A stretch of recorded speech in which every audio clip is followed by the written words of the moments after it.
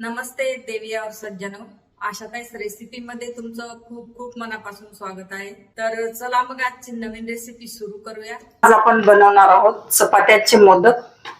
3 चपात्यापासून 500 रुपये किलोचे मोदक बनवणार आहोत। तर इथे मी ह्या 3 चपात्या घेतलेल्या आहेत। एखादे लहान मुलं चपाती खाण्याचा कंटाळा करतात किंवा त्यांना चपाती खाणं आवडत नाहीये, अशा मुलांना हे चपातीचे मोदक बनवून देऊ शकता। चपातीचे असे बारीक तुकडे करून घ्यायचे आहे। चपातीला टाकले मिक्सर जार मध्ये। तर चपातीला ग्राइंड करून घेऊया। तर चपातीला अशा प्रकारे ग्राइंड करून घेतलेला आहे। मी एक वेळेस हे मोदक बनवसाल तर असं वाटणार पण नाही की चपातीपासून मोदक बनवलेले आहेत। गॅसवर कढाई ठेवलेली आहे गरम होण्यासाठी। कढाईमध्ये टाकायचे आहे 2 चमच तूप।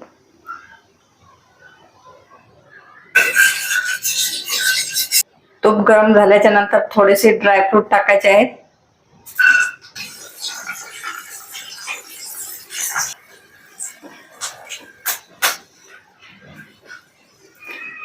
हे ड्रायफ्रूट छान फ्राय झालेले आहे।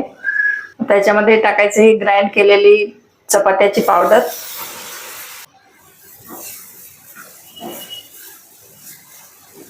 चपातीला 2-3 मिनिट असं भाजून घ्यायचं आहे।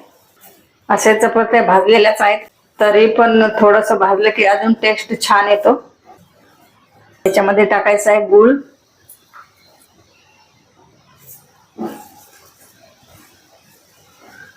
गोडाचं प्रमाण कमी जास्त करू शकता। गुळाला पाणी सुटण्यासाठी केशरचं दूध टाकायचं आहे।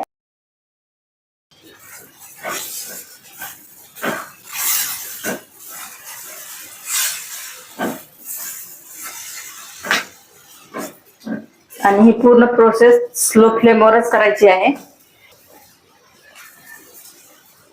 तर टाकायचा आहे थोडासा मावा। हा मावा मी घरीच बनवलेला आहे। मावाचा व्हिडिओ बघू शकता।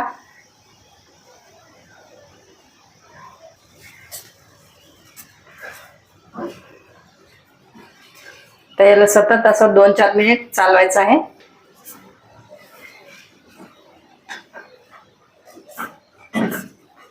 तूप थोडं कमी वाटत आहे, तर 1 चमचा तूप अजून टाकूया।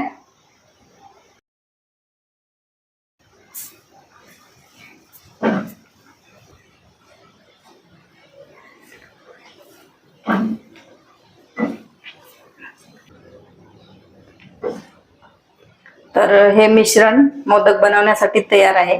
ते मोदकचा साचा घेतलेला आहे। साच्याला आतमधून तूप लावून घ्यायचं। मोदकच्या साच्याला बंद करून घ्यायचं। मोदक अजून सुंदर दिसण्यासाठी सुकं खोबरं घेतलेलं आहे, डेसिकेटेड कोकोनट। तर आतमध्ये थोडंसं सुकं खोबरं टाकायचं आहे।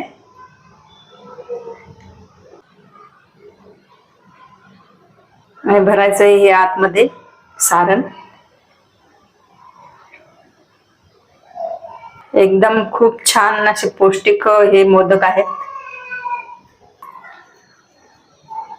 तर साच्याला घ्यायचंय खोलून।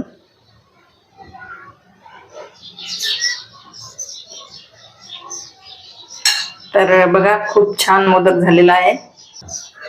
तर चला सगळे मोदक असेच बनवून घ्यायचे आहे।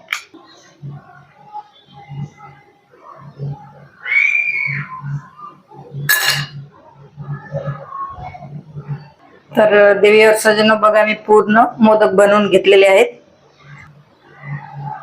एक मोदक तोडून पण दाखवते। बघा खूप छान मोदक झालेले आहेत। पायाचे लाडू पण बनवू शकता। तर हे चपातीचे मोदक कसे वाटले कमेंट मध्ये जरूर सांगा। रेसिपीला लाईक, शेअर, सबस्क्राईब जरूर करा। तर मग चला भेटूया अशाच एका नवीन रेसिपी सोबत। तोपर्यंत बाय बाय।